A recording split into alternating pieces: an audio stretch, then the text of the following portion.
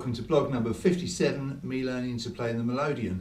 I've just recently bought this Castagnari Lily, which is one of the smallest instruments that they make. It's a 2-row DG Melodeon, this particular one. This row is the D row, this row is the G row, and it's got the standard 8 basses. And I just thought I'd show you this in case you're interested in buying one or in case you're just curious. Like most box players, I've had a few over the years. My box of choice at the moment is a Hohner Erica DG that I play with my Morris side and I use when I'm teaching. So why did I want another one? Well, my Erica doesn't really hold its own in the Morris side. Our lead musician has a Oakwood which is pretty loud, and I do tend to get drowned out a bit. That's partly my fault because I probably don't put as much oomph into it as I should. A lot of the work I do involves sitting at the computer working out tunes, and to have something like this really lightweight for that obviously is great for the hours that I spend doing that. And so I put a little want ad on Melodeon.net, which is the forum for Melodeon players, and I had a reply from a guy who said he'd got one for sale. He made me a little video of it and it sounded great, looked great, so I bought it and here it is. I had a look behind the grill and it says November 95, so at the time of doing this video this instrument is 21 years old, although you never know it because it's in absolutely practically as new condition, no dings or dents or scratches. It's in amazing condition, the bellows are still really good, so I've been very lucky here, I think. I know a lot of people don't like the Lily. They say it's shrill, it's a bit thin sounding. In case you don't know, a lot of Melodians have 2 or more reeds per right hand note, and to give it that kind of big, thick sound. Especially if the reeds are tuned apart quite a long way, you get what's known as a wet sound. This is more like a concertina in the sense it only has 1 reed per right hand note. So, you know, some would say it's quite a thin sound, but it really does cut through. It's amazingly loud for such a small instrument, and I obviously will play a couple of tunes a bit later on in this blog so that you can hear what it sounds like. I did try one out at a shop a few months ago, a brand new one, and though it was a beautiful instrument, really like the look of it. Like this, it was in walnut, and by the way they come in 3 woods, walnut, cherry and maple. I'm not sure whether the wood makes any difference to the sound. Some would say it does, some would say it doesn't. But all the walnut ones I've listened to have sounded pretty good, but this one I tried in a shop. Straight away I noticed that the bass was drowning out the treble. From my point of view, you know, the player's point of view, a lot of people said to me, well, if you're listening to it, it doesn't sound like that. Well, that's okay, but you know, I want to enjoy the sound from the point of view as a player, so I immediately put that one down. But anyway, I've been lucky with this. It doesn't seem to have those kind of problems at all. It seems very well balanced to my ears. Let's talk about the dimensions. First of all, the weight. Without the straps, it comes in at 3.9 pounds. So that is really, really lightweight, isn't it? To give you some idea, my Erica is about 6.5 pounds. I had a Sauterelle Pastorelle 2 that came in at around about 9 pounds, I think. But this is light as a feather. So for me, it's wonderful. Because of a couple of health conditions I have, I'm not able to lift things that are very, very heavy. So perfect for me. Let's talk about the size of it. It's 8¼ inches across, okay? It's 5 inches high, that's the height. I'm not sure you call that the height, but it's 5 inches high. And from front to back, okay, it's about 9 inches. So it really is tiny. And because of that, obviously the buttons are that much closer together than they are on my other Melodeon. It took a little bit of getting used to at first. I'm lucky I've got sort of long, spindly fingers, so I didn't really find that too much of a problem. I play concertina as well, so I'm used to getting my fingers kind of into a small space that you need to play the concertina, so I didn't find it needed too much adjustment. This couldn't have come at a better time for me because I'm just starting a 3-week break for Christmas, so I'm going to have lots of time to play with it. It has what's known as a stepped keyboard. I'm not sure if you'll see that from this video, but this D row is lower than the G row, and I haven't found that a problem in any way at all. Likewise, the bass is stepped as well. I know a lot of people don't like stepped keyboards, or the other way around, they prefer them to the flat keyboards, but I can't say I've noticed any problems with either for me personally. A couple of things I'm not too happy about. First of all, the bass strap, it's not adjustable in any way other than unscrewing it and taking it off and drilling new holes. I would have preferred a Velcro strap. I know that the new Lilies come with a Velcro strap.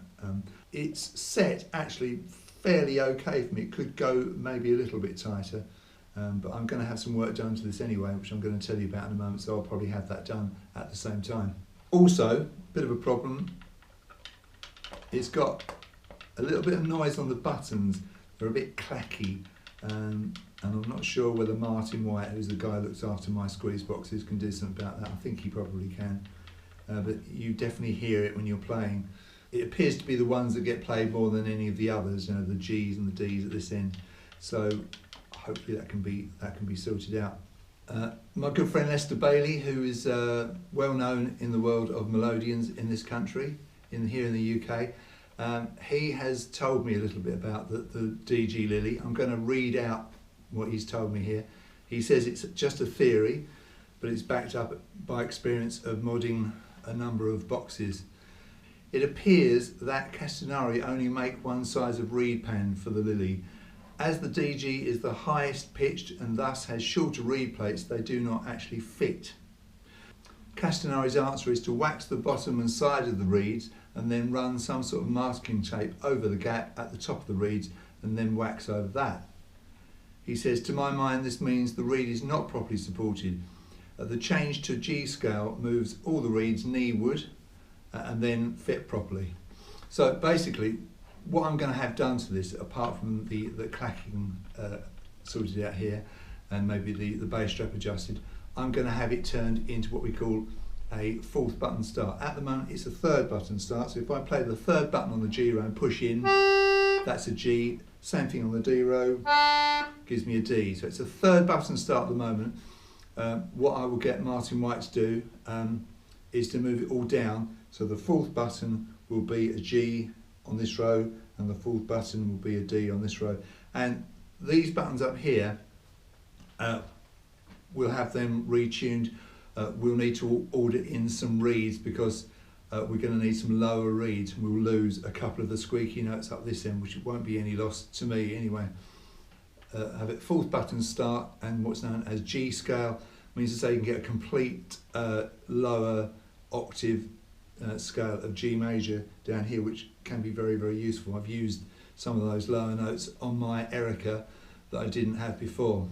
The other thing I'm going to have done is that at the moment it comes with a B major chord here. Most, I think, could be wrong, I think most DG Melodeons from the factory come with this button tuned to B major on the push. I have found over the years that B minor is a more useful chord. So at the moment this chord, the three notes in the chord are B, D sharp and F sharp. I will have that D sharp tuned down to D, so I'll have B, D and F sharp, and that will give me a B minor chord, which for me will be far more useful. I mean, there are sometimes we do want a B major and I won't be able to get that. And of course, if you don't have a B minor, you can do this. Play a B minor seventh, which is a D major with a B bass, but sometimes you want that really strong, solid minor chord.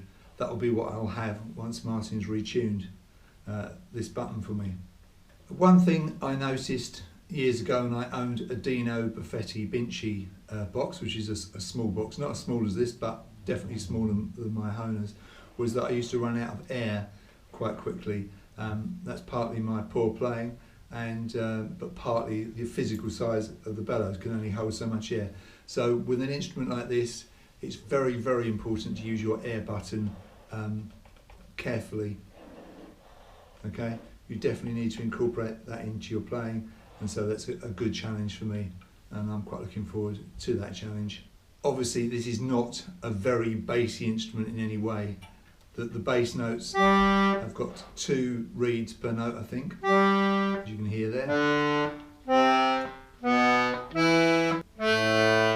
And the chords obviously have got 3 notes. The the 3 notes that make up the chord. A lot of people with the Lily, they tape off the thirds.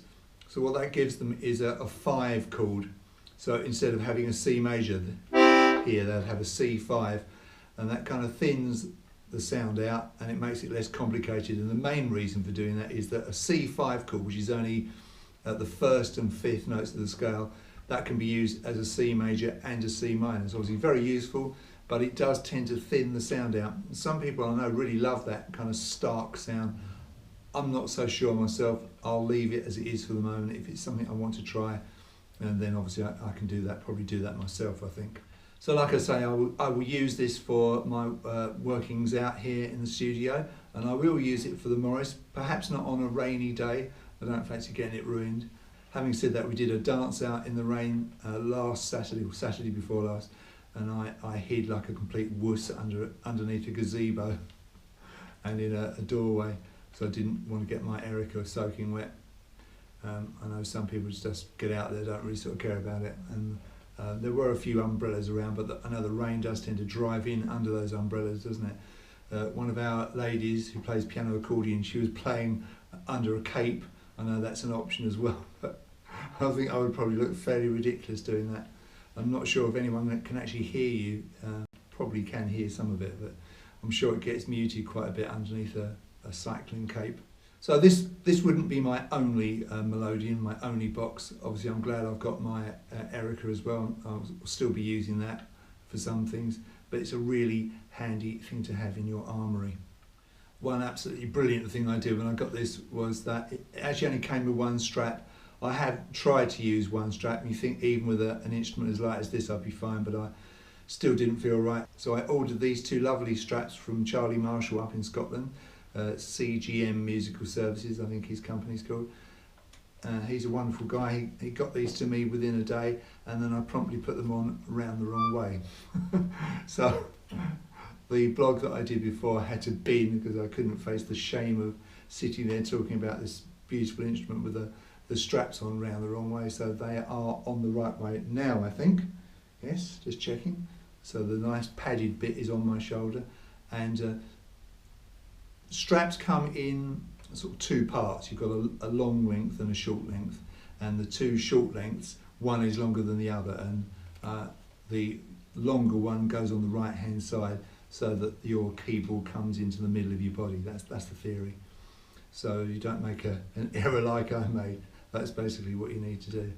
But it's they are lovely leather straps, and they've got this, I might show you this, they've got this really nice corduroy padded bit, which does feel nice and comfortable. I'm not sure I'm going to have to use my special bass strap arrangement that my wife sorted out.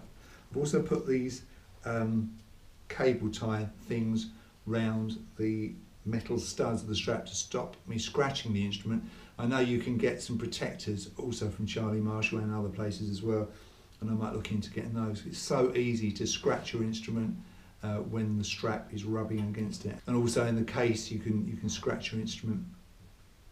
The problem I think with having these big straps on is I'm not sure it will go in the case. Let me show you the case because it's really nice. Here it is. It comes with rather fetching black top and bottom, and inside nice sort of fur fabric lining, I think you'd call that, and of course it comes with the all-important Castagnari cleaning cloth, and I noticed the other day that the logo is a crown, and this part I never noticed before is a treble clef set into what appears to be 2 staves set out like wings. I think it's quite clever, isn't it? And this cloth is made of baize, I think. So it's just all very, very nice, very, very high quality. It's a very nice case, that, not too heavy.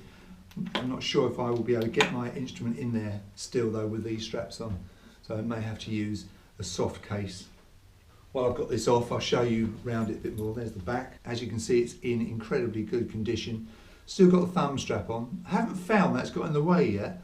I won't use it as a thumb strap. I may take that off, or I may leave it there. I'm not sure at the moment. It's not bothering me at the moment, so I may just leave it. The bellow straps, they fix with a stud there, which is nice. Not the nasty screw that I've got on my Erica. It's an older style box, so it's got this older Castagnari badge. I think the new one is more of a sort of scrolly writing one. The nicest part of it is the treble side, I think. The fretwork there and the way that the buttons are laid out there. Really nicely done. I love this kind of marquetry around the side. So definitely a thing of beauty, spoilt only by my nasty Velcro cable ties, but you can't really see those too much, and as I say, I'll probably get some proper buckle protectors. So what does it sound like, the all important thing? Like I've said, a few of these that I listened to on the internet I didn't particularly like the sound of. I know that's not a very fair judge, listening to somebody's performance on a video, on a YouTube video, but you know, you do get some idea, I think. But this one I think sounds really nice. You can judge for yourselves. Obviously when you undo the straps, point them forward so they don't get caught up in the bellows.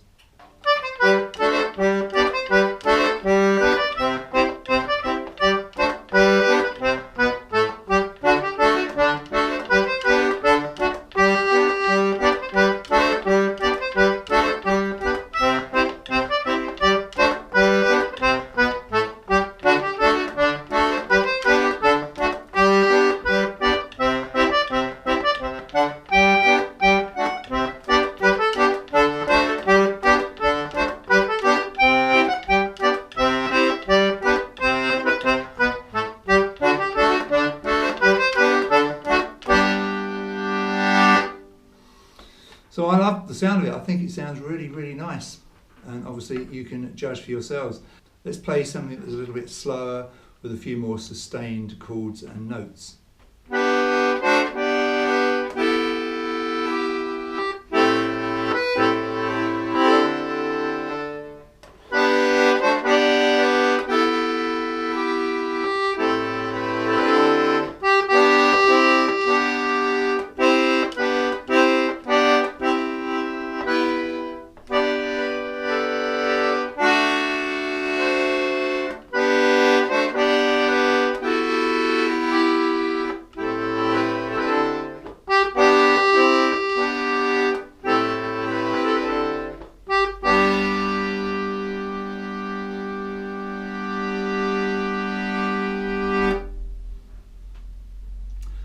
So there we are, that's my review of the Castagnari Lily. It's not a new one, so I'm not sure if the new ones are different. If you are contemplating buying one of these, it will give you a bit more of an insight into what to expect. I'm filming this on December the 18th, 2016, so I will wish you a very Merry Christmas and a Happy New Year if you are watching it soon after I filmed it.